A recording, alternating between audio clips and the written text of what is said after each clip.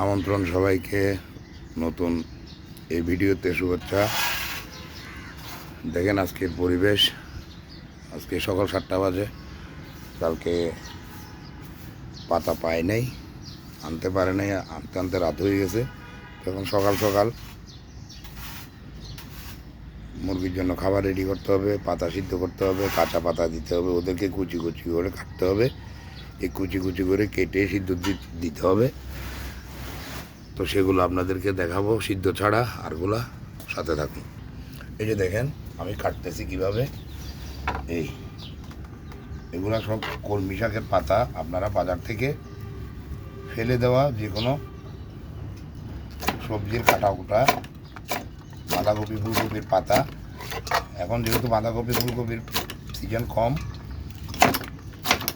আপনারা সবজির মধ্যে যে কোনো সবজিও এনে এভাবে কেটে কেটে সিদ্ধ করে মুরগিকে খরচ বাঁচানোর জন্য আপনারা ব্যবহার করতে পারেন। সাথে যদি একটু লবণ আর হলুদ দেন তাদের জন্য ভালো হবে।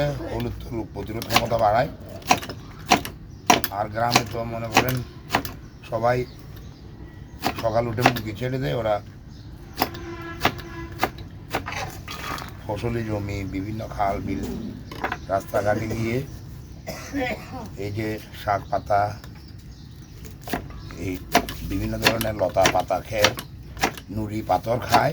এখানে তো আমরা টাওয়ারের মধ্যে করি, টাওয়ারের মধ্যে এখন এসবগুলো পালতে গেলে দেখা গেছে কি এখানে কোথায় পাবো ওদেরকে, ওরা ছেড়ে দিলে তো নিচে গিয়ে খাইতো। এখন ওরা এখানে যেহেতু পাচ্ছে না, আমরা বাহির থেকে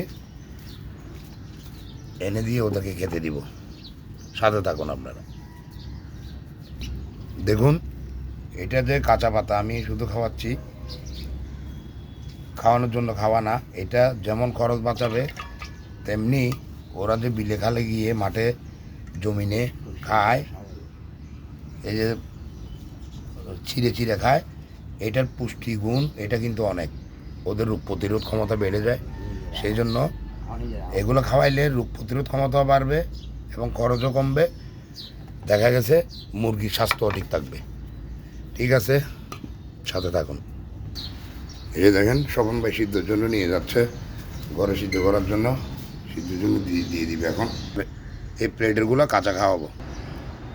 এদিকে দেখেন এটার বড়ি গাছটা এখানে ছিল, অনেক ময়লা আবর্জনা হয়ে গেছিলো, একটু পরিষ্কার করে এটাকে আবার ওখানে এই জায়গাটা একটু শুকালেই একটু পরে ওখানে ঠেলে বসাই দিব। ঠিক আছে, আজকের ভিডিও এই পর্যন্ত। কাঁচা পাতার ব্যবহার দেখালাম মুরগিকে খাওয়ানোর। আর আমার মরিচ গাছের আপডেট দেখেন। এই যে সব মরিচ গাছে মোটামুটি পাতা কোঁকড়ানো কমছে, মরিচও ধরতেছে। এই যে দেখেন মরিচ, দেখতেছেন মরিচ, এটাতেও দেখেন মরিচ, এই যে মরিচ ধরতেছে। ইনশাল্লাহ আপনারা সাবান দিয়ে ভালো করে ধুয়ে দিবেন গাছগুলোকে, সাবান দিয়ে স্প্রে করে দিবেন। নাইলে 80% সালফার, ভার্টিম্যাক, লিকুইড এইসব এগুলো ব্যবহার করবেন। সুলুবুর বুরন, জিপসাম সার, ইউরিয়া এগুলো দিয়ে স্প্রে করবেন। সুলুবুর বুরনও দিবেন। 80% সালফার, সিলেটেড জিঙ্ক, সিলেটেড জিঙ্ক না, হ্যাঁ সিলেটেড জিঙ্ক দিলেও হবে ইনশাল্লাহ। তো ঠিক আছে, আজকের ভিডিও পর্যন্ত। সবাই ভালো থাকেন, সুস্থ থাকেন,